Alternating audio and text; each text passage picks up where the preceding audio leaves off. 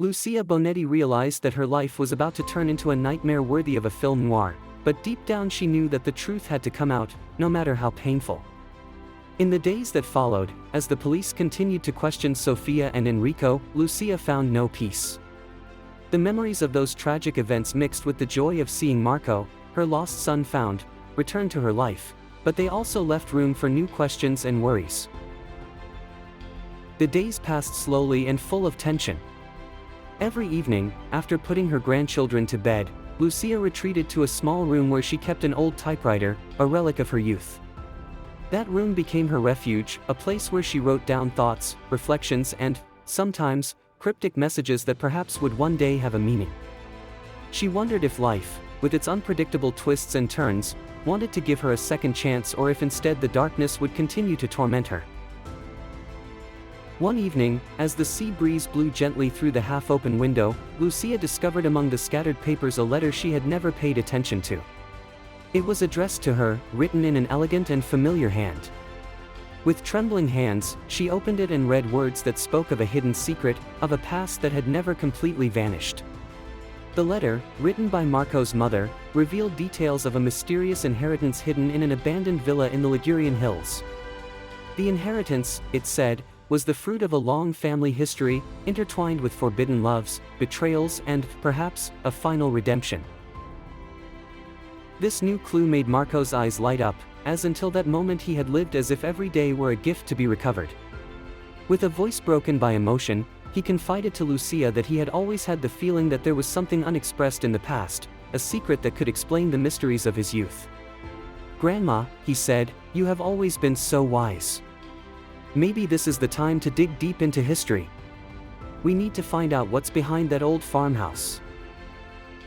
So, with the help of a longtime private investigator, a man of few words but with penetrating eyes, they began to comb through every corner of the villa. Initial research revealed that the building had been the scene of numerous mysterious events over the years, secret parties, furtive meetings, and even some scandals that had the whole region talking.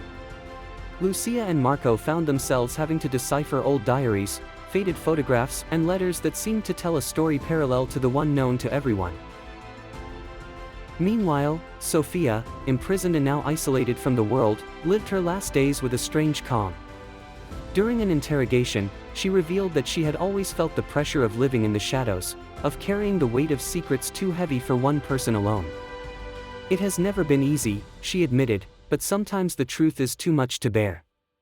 Lucia, listening to those confessions, felt a strange mixture of compassion and contempt, the pain of a betrayed mother and the desire to protect her grandchildren from a fate similar to hers.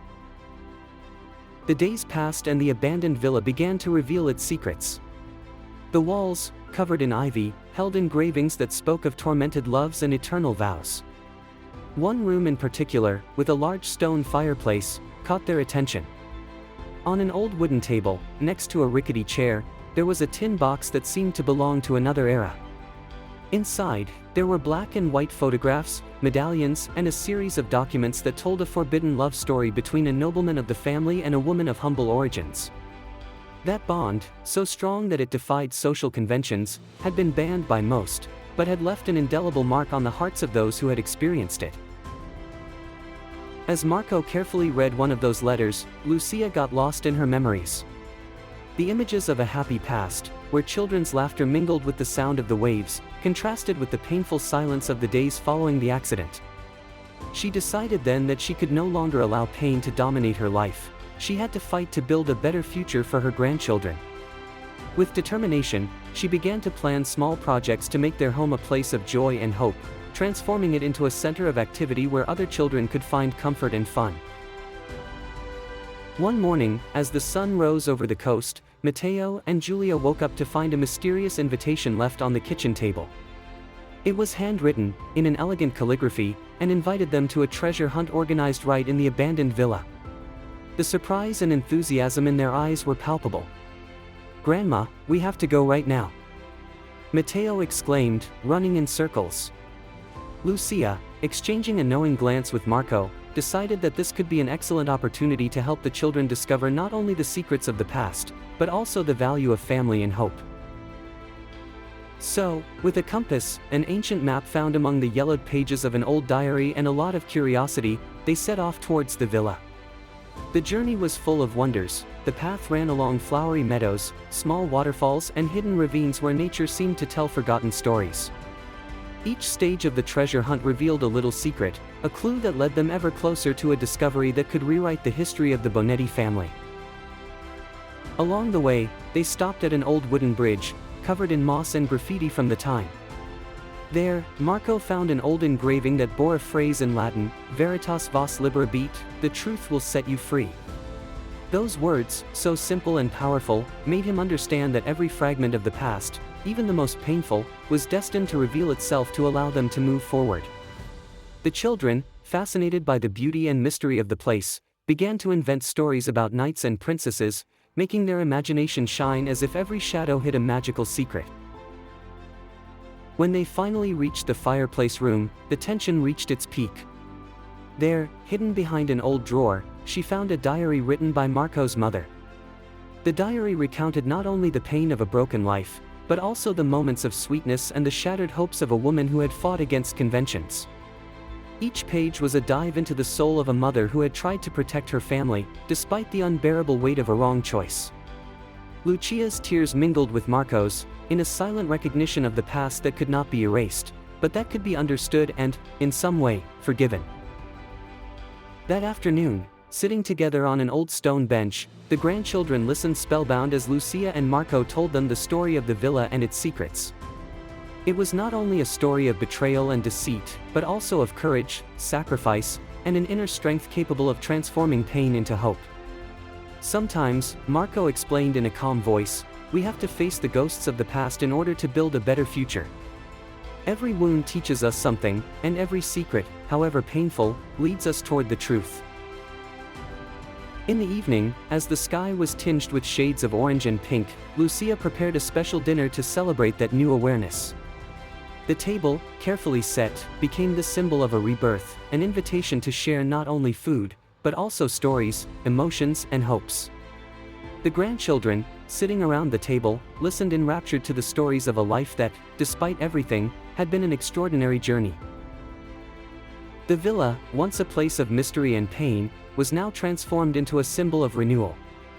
With the help of the private investigator and some trusted friends, Lucia began to restore it, bringing to light every forgotten corner and transforming it into a cultural center where stories and memories could coexist.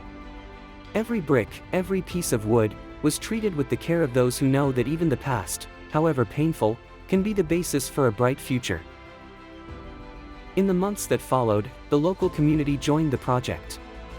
Volunteers, artists, and artisans set to work to create a place where memory could be celebrated and, at the same time, where creativity could flourish. The evenings were animated by music, theater, and stories that mixed reality and fantasy, making the villa a meeting point for those who, like Lucia, believed that even the deepest scars could give birth to beauty. And so, between restorations, meetings and new beginnings, Lucia learned to look at the future with different eyes.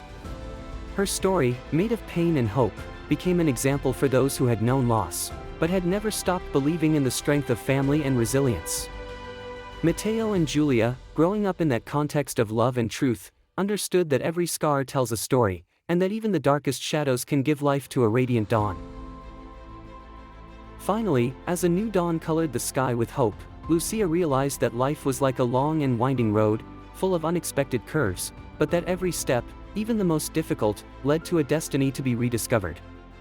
And on that journey, together with Marco and her grandchildren, she had finally learned that the truth, however painful, was the first and most important step to rebuild a world made of love, courage and, above all, rebirth.